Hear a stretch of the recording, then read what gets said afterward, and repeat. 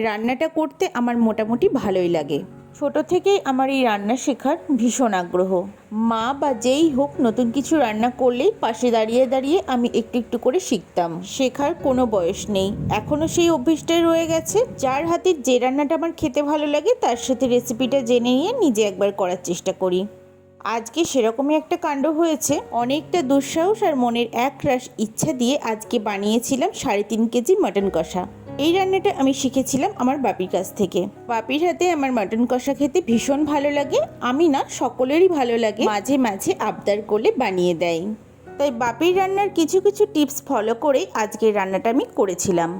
ছোট্ট একটা অনুষ্ঠান উপলক্ষে বাড়িতে কিছু অতিথি নিমন্ত্রিত ছিল, সেই জন্যই এই মাংসটা আনা হয়েছিল। মশলাপাতি সমস্ত কিছু মা রেডি করে দিয়েছিল, আর বাপির নির্দেশ মতোই আমি সমস্ত রান্নাটা করেছি। আমাকে একের পর এক সবটা বলে দিয়েছে। প্রথমে কড়াইতে সর্ষের তেল গরম করে তাতে পেঁয়াজ কুচিগুলো ভেজে নিয়েছি, তারপরে কিছুটা টমেটো দিয়ে আবারও ভেজে নিয়েছি। মশলা হিসেবে দিয়েছিলাম আদা, রসুন, জিরে, ধনে, শুকনো লঙ্কা বাটা। মশলাটাকে খুব ভালোভাবে কষিয়ে যখন তেল ছেড়ে এসেছে তখন এই মাংসগুলোকে দিয়ে দিয়েছি।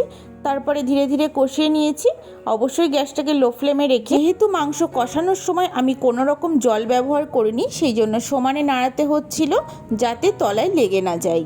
45 মিনিট ধরে মাংসটাকে কষানোর পর ঠিক এই রকম দেখতে হয়েছে। মশলাটা পুরো গায়ে শুকিয়ে ভাজা ভাজা হয়ে গেছে। এবার ওই ভেজে রাখা আলুটা দিয়ে দিলাম, তারপরে ঝোলের জন্য দিয়ে দিলাম বেশ খানিকটা গরম জল। যেহেতু আলু আর মাংস দুটোই সিদ্ধ হবে সেই জন্য জলটা একটু বেশিই দিয়েছি। 20 মিনিট এটা ফোটার পর মাংস আলু দুটোই সিদ্ধ হয়ে গেছে। এবার এখানে ভাজা মশলা হিসাবে আমি ব্যবহার করেছি জায়ফল, জয়িত্রী, বড় এলাচ, ছোট এলাচ, দারচিনি, লবঙ্গ, গোলমরিচ, একটা গুঁড়ো। এবার এতে দিচ্ছি 1 চামচ ঘি, আর এই ঘি আমি মাংসে প্রথমবার দিচ্ছি। সব শেষে নামানোর আগে দিয়ে দিলাম একটু গরম মশলা। এই মাংসটা খাবার পর একটা জিনিস উপলব্ধি করলাম, ঘি আর গরম মশলার স্বাদ গন্ধ দুটোই বাড়িয়ে দেয়।